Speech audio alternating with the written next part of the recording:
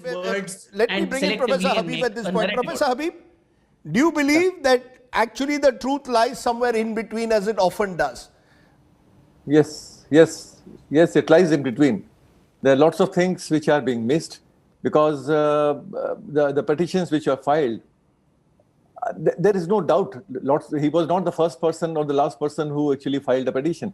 Petitions are filed by prisoners on different grounds, on health grounds, on so many other political grounds maybe. Point is, and there is no format. You see, the format doesn't mean that you are not allowed to write what you want to write. You could write different things for when you plead your case. That's what's all the 4 or 5 petitions which Savarkar wrote. They are not exactly the same language.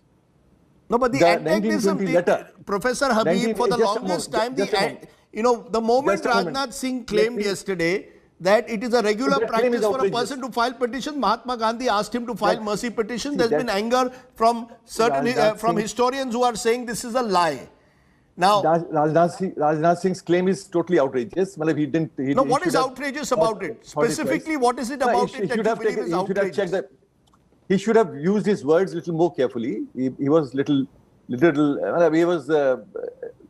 very careful about the way he presented it. He could have done it differently. No, that's a different issue.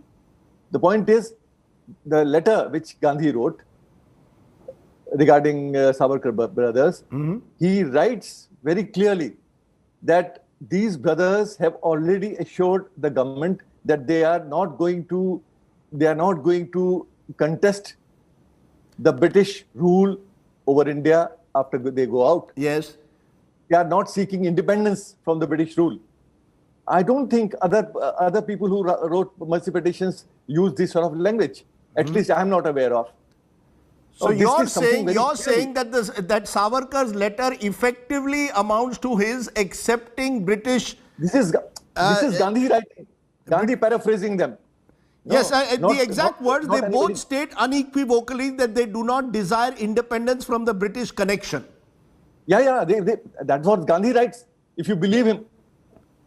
If you don't believe him, it's okay. But it is Gandhi who is writing. Sampath, you want to respond to that very clearly. They do not, they both state unequivocally that the Savarkar brothers, that is, that they do not desire independence from the British connection. On the contrary, they feel that India's destiny can be best worked out in association with the British.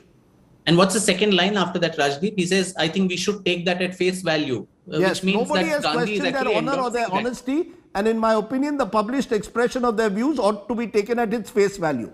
Exactly. So what does that mean? That Gandhi also actually endorsed that thing, that it ought to be taken at face value, because this was also the time of the First World War, when Gandhiji was going from village to village in Gujarat, recruiting soldiers for the British for the First World War. He had got a Kaisar-e-Hind medal of loyalty to the British. It was a different era. So they wanted to work with the British. The Montagu-Chelmsford reforms had been kicked in. And so you had to see if any kind of constitutional process could be done. So Gandhiji, if he says it ought to be taken at face value, does it not imply that he is actually endorsing what that they don't want to fight? Professor Habib? We should allow them to do that. It's in plain English. You can't selectively cut that out and use that. And that was my grouse with Professor Habib, that you can't be selective in your quotation as an academic.